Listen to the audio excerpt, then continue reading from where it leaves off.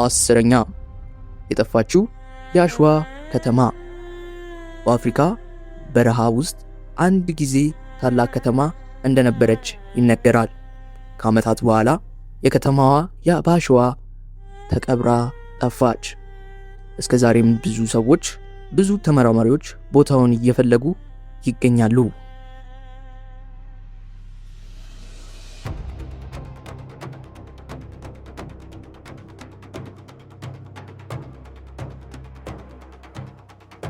ዘጠነኛው ለ200 ዓመት ያልተከፈተ መጽሐፍ።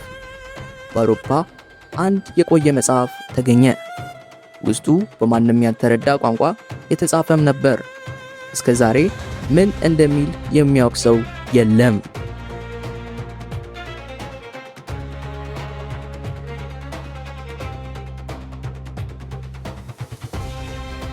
ስምንተኛው የጠፋው ወርቅ። አንድ መርከብ በብዙ ወርቅ ተሞልታ ተጓዘች። ነገር ግን በባህሩ ላይ ጠፋች። እንደጠፋችም የሚያውቅ ማንም አልነበረም። እስካሁን ድረስ ወርቁ የት እንደሆነ አይታወቅም።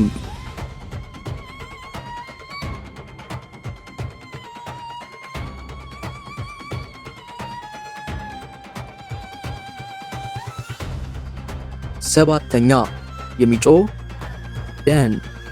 በአንድ ደን ውስጥ ሰዎች ምሽት ላይ እንግዳ ድምፅ ይሰማሉ።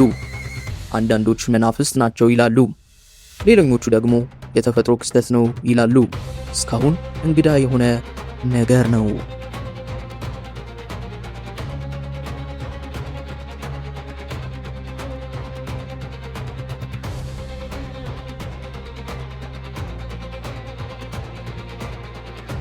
ስድስተኛ የጠፋው ደሴት። በአሮጌ ካርታዎች ላይ የሚታይ ደሴት ነበር። በኋላ ግን ሲፈለግ ማንም ሊያገኘው አልቻለም። እንዴት እንደጠፋ ምስጢር ሆኖ ቀርቷል።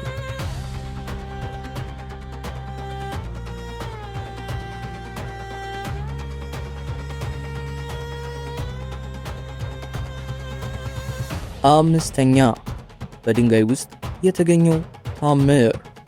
ተመራማሪዎች አንድ ድንጋይ ለመመርመር ሲሰብሩ እንግዳ ነገር አገኙም።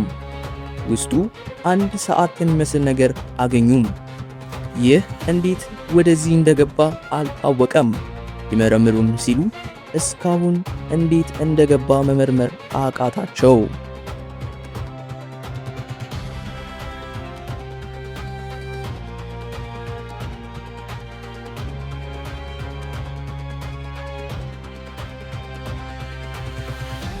አራተኛ የማይታወቅ ጉድጓድ።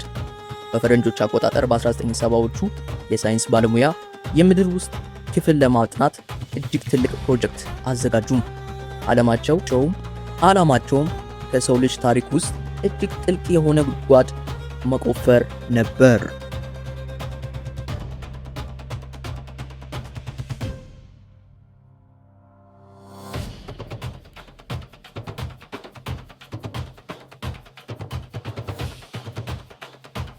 ሶስተኛ የጠፋው መንደር። አንድ ቀን አንድ ሙሉ መንደር ባዶ ሆኖ ተገኘም። ሰዎቹ የት እንደገቡና የት እንደጠፉ ምንም ምክንያት እስከ ዛሬ ድረስ አልተገኘም።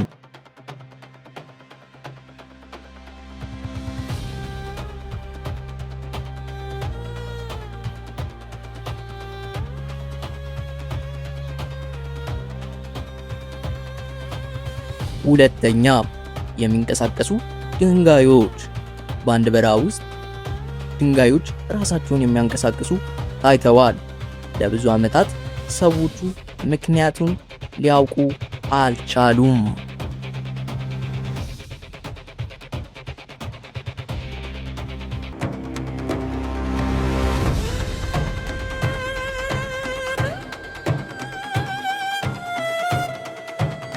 አንደኛ የጠፋው ስልጣኔ። በጫካ ውስጥ ታላላቅ ህንፃዎች ተገኙ። እነዚህ ማን እንደገነባቸውና ለምን እንደጠፉ እስካሁን ሙሉ በሙሉ አይታወቅም።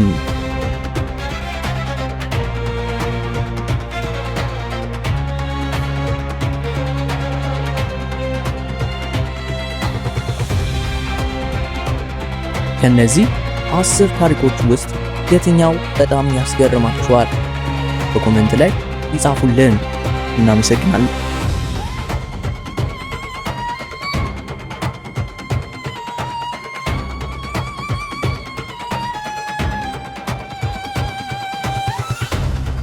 ሪፍትላክስን ከወደዳችሁት ሰብስክራይብ፣ ላይክ እና ሼር ማድረግ አትርሱ።